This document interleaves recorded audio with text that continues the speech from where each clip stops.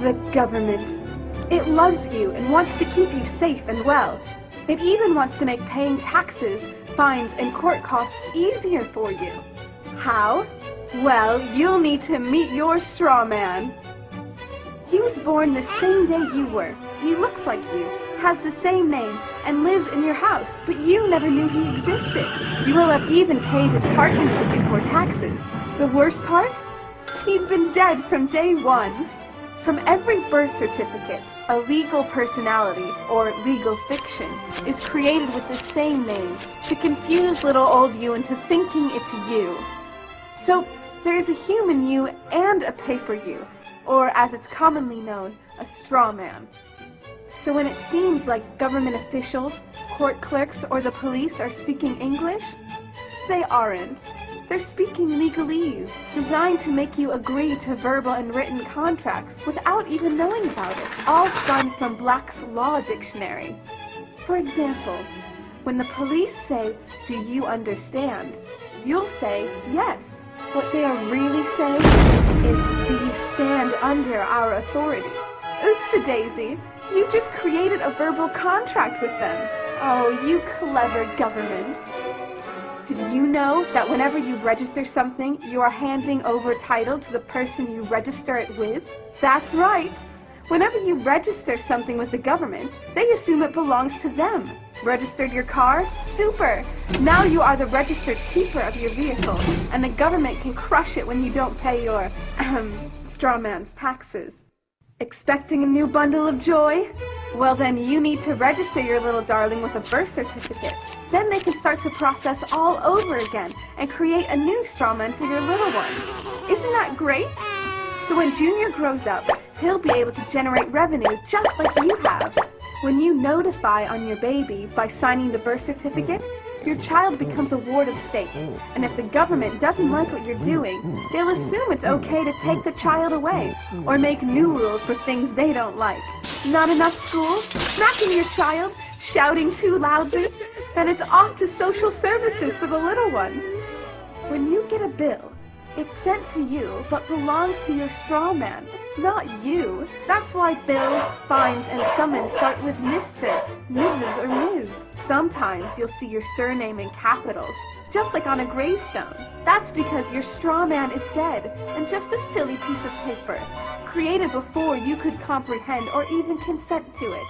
When you go to court, you represent your straw man, so you, the human, take on any costs, fees, taxes, and fines involved for the straw man. The human you doesn't even need to pay them. But you made a contract with the court by appearing on behalf of your legal personality or straw man, just like the government knew you would. Confused? Well, don't worry. The government doesn't want you to know anyway. If you knew, you'd stop paying things like council tax and parking tickets. Because when you go to court, you are representing your straw man. You are you, alive and made of flesh and blood. Your straw man, or legal personality, is a piece of paper created from your birth certificate. And you think it's you. What a silly Billy. This is a certified true copy of my live statement of birth. You can get this by applying for it at the Registrar General. They'll give it to you. And it's very interesting because this is where it all began. This is the foundation document. All identification is generated from this document. And so if the foundation document is no good, anything that's made from it is no good. That means driver's licenses, health cards, everything. Now what they did here, this is exactly what he meant when he said, soon every American will be required to register their biological property. Now your parents didn't realize what they were doing when they filled this out, and these didn't exist before 1933. Birth records were recorded in scripture, and these only came into being in 1933 when they hatched this plan. They created a corporate fiction with a name just like yours. In doing this, they registered and monetized the spirit and soul of a living being. This denotes ownership. And when your parents were tricked into filling this out, they allowed your spirit and your soul to be monetized. And futures were sold on you. Spirit and soul.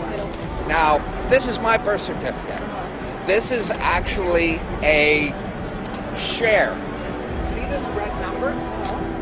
This A, I'm born in Canada, this is a Class A share. Now, this is called a CUSP number. And all securities require a CUSP number. And that's what this is. And you are held as collateral to secure the debt which our government owes to international bankers. So you and me and all these people here are actually collateral. And we don't even own our lives. We are chattel. And we believe we're free. I made an application to the Registrar General and I got my original social insurance application. Now before they sent it to me, they put a little piece of paper over this before they photocopied it. Because my friend has his and they didn't block this out, and when you hold it up, you see Bank of Canada. It is said that the best slaves are the ones who don't know that they're enslaved. And we all have invisible chains on us and we don't know it. What truth? That you are a slave here. Like everyone else, you were born into bondage. Born into a prison that you cannot smell or taste or touch. A prison for your mind. We're talking about big bucks. We're not talking about hundreds of millions or even hundreds of billions now. We're talking about trillions of dollars. The obligation is immeasurable. Nobody can measure it. This door's wide open now. It's gonna happen, whether you like it or not. Do you notice that they have the same amount of ink on them? Do you notice that they're made out of the same virtually worthless stuff? It's paper. Did you get it? It's paper. When we create money, we have created an instrument of value that has no value of its own. And it's just as expensive or inexpensive to print the 20 as it is to print the 1.